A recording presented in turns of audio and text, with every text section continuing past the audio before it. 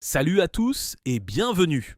On nous répète à longueur de journée que la messe est dite, que le moteur thermique est mort, enterré, relégué au livre d'histoire et que notre avenir se résume obligatoirement à des voitures électriques de plus de 2 tonnes propulsées par d'immenses batteries. Mais que diriez-vous si je vous annonçais que dans l'ombre, loin des discours politiques, une résistance s'est organisée ?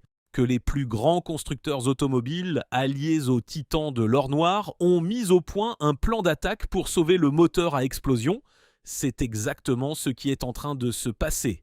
Vous avez peut-être vu passer l'information récemment, une entreprise nommée Horse, née de l'alliance stratégique entre notre constructeur national Renault et le géant chinois Geely, a dévoilé un moteur révolutionnaire baptisé H12. Sur le papier, les chiffres donnent le vertige et remettent en question tout ce que l'on croyait savoir sur l'automobile. On parle d'un moteur capable d'abaisser la consommation de carburant de 40% par rapport à la moyenne du marché actuel. On parle de 3,3 litres au 100 km. Et surtout, on parle d'un rendement thermique incroyable de 44,2%. Beaucoup se sont arrêtés à ces caractéristiques techniques. On a salué l'exploit de l'ingénierie. Mais aujourd'hui, nous allons aller beaucoup plus loin. Nous allons décortiquer l'envers du décor. Car ce moteur H12 n'est pas qu'une simple vitrine technologique, c'est le pion central d'un échiquier géopolitique et financier colossal.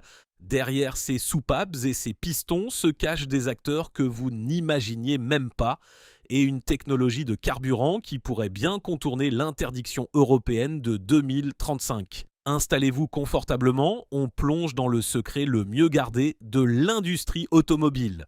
Pour bien comprendre l'ampleur du séisme, il faut d'abord s'attarder sur ce fameux chiffre, 44,2% de rendement thermique. Historiquement, un moteur à essence classique dissipe la majorité de son énergie sous forme de chaleur. Vous brûlez de l'essence et plus de 60% de cette énergie part littéralement en fumée ou sert à chauffer l'air ambiant. Seuls les meilleurs moteurs diesel ou les blocs sur mesure de la Formule 1 parvenaient à franchir la barre magique des 40%. Atteindre près de 45% sur un moteur destiné à monsieur et madame tout le monde, c'est un véritable tour de force. Comment les ingénieurs de chez Horse ont-ils réussi ce miracle ? En jouant avec les limites même de la physique. Ce moteur utilise un taux de compression astronomique de 17 pour 1. Pour faire simple, le mélange d'air et de carburant est écrasé, compressé à l'extrême dans le cylindre avant de s'enflammer. En temps normal, dans un moteur classique, si vous faites ça, vous provoquez ce qu'on appelle du cliquetis. Le carburant explose tout seul de manière incontrôlée et le moteur casse. Mais ici, grâce à une gestion électronique d'une précision chirurgicale, un nouveau pilotage du turbo et une vanne EGR de toute dernière génération qui réinjecte les gaz d'échappement pour refroidir la chambre de combustion, l'explosion est parfaitement maîtrisée. Résultat, une efficacité redoutable. Et c'est cette efficacité qui permet de viser une consommation ridicule de 3,3 litres au 100 km. Mais le véritable coup de génie, la vraie révolution, elle n'est pas seulement métallique, elle est liquide. C'est ici que l'histoire prend une tournure fascinante. Ce moteur a été pensé dès le premier coup de crayon pour fonctionner de manière optimale avec des carburants de synthèse, ce que l'on appelle les e-fuels. Et c'est là que les masques tombent. L'entreprise Horse, ce n'est pas seulement Renault et Geely.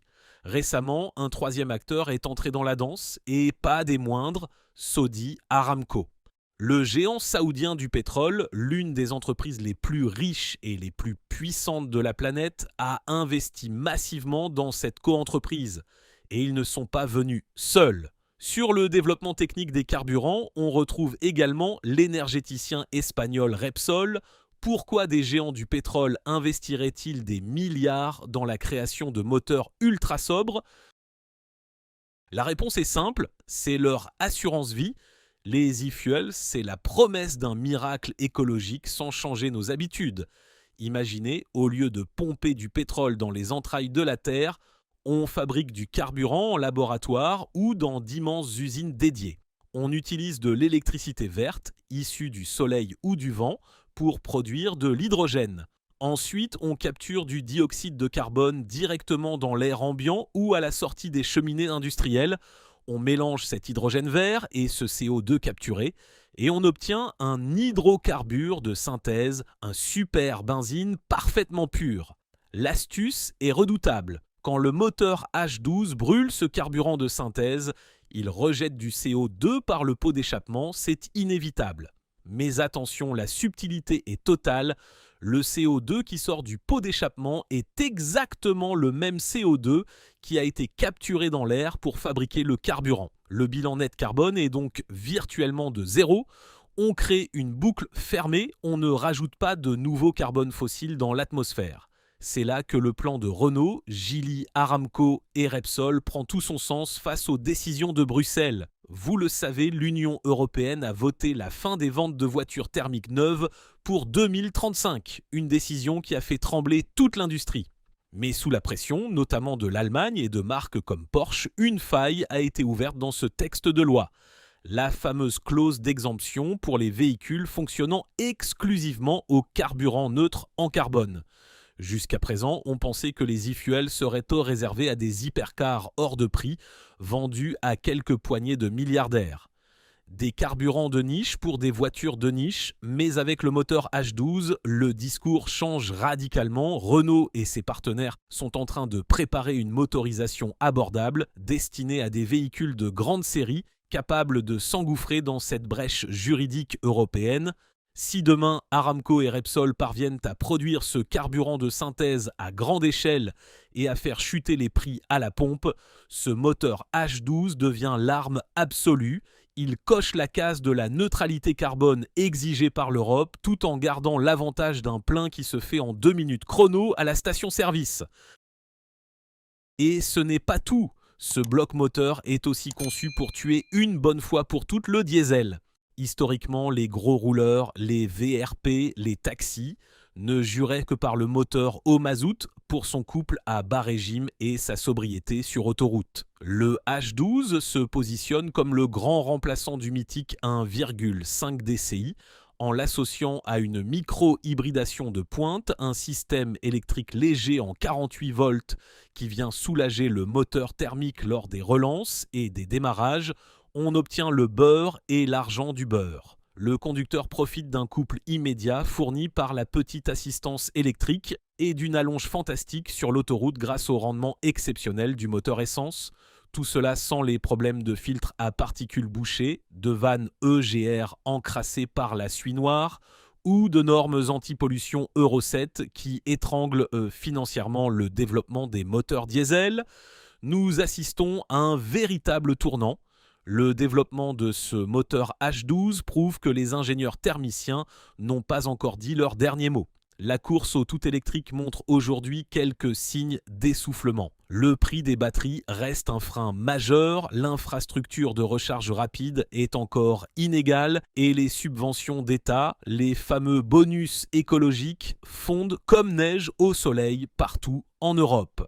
Dans ce contexte d'incertitude, proposer une alternative hybride ultra efficiente, capable de consommer moins de 3,5 litres au 100 et prête pour les carburants du futur, c'est un coup de maître stratégique. Renault s'assure ainsi d'avoir plusieurs cordes à son arc. D'un côté, la marque aux losanges pousse fort sur l'électrique avec la nouvelle R5 ou le futur Scénic, mais de l'autre, via sa filiale Horse, elle sécurise les arrières, car le monde ne se limite pas au centre-ville parisien ou aux capitales nordiques. En Amérique du Sud, en Afrique, dans une grande partie de l'Asie, et même pour les habitants des zones rurales en Europe, le passage à la voiture 100% électrique sur batterie n'est tout simplement pas envisageable à court ou moyen terme. Pour ces milliards de conducteurs, un moteur hybride abordable et qui frôle la perfection thermodynamique n'est pas une option, c'est une nécessité absolue. Alors, ce moteur révolutionnaire va-t-il vraiment sauver la mise et offrir une seconde jeunesse à nos bonnes vieilles mécaniques hurlantes ? Le pari est osé et la réponse dépendra énormément de la capacité des géants de l'énergie à nous fournir ces fameux carburants de synthèse à un prix raisonnable. Mais une chose est sûre, L'alliance entre les constructeurs automobiles et les empires pétroliers est passée à l'offensive. La mort annoncée du moteur thermique était peut-être prématurée. Je suis très curieux d'avoir votre avis là-dessus. Pensez-vous que cette alliance entre Renault, Geely et les géants du pétrole pour imposer le carburant de synthèse est la bonne stratégie ? Ou bien croyez-vous que l'électrique finira par tout balayer quoi qu'il arrive ? L'espace commentaire est à vous, le débat est ouvert et il promet d'être passionnant. Merci infiniment d'avoir suivi cette vidéo jusqu'au bout. Si cette analyse vous a plu et que vous avez appris de nouvelles choses, n'hésitez pas à lâcher un pouce bleu, ça aide énormément la chaîne, et à vous abonner pour ne rater aucune de nos prochaines enquêtes sur l'avenir de l'automobile. Prenez soin de vous, bonne route et à très vite.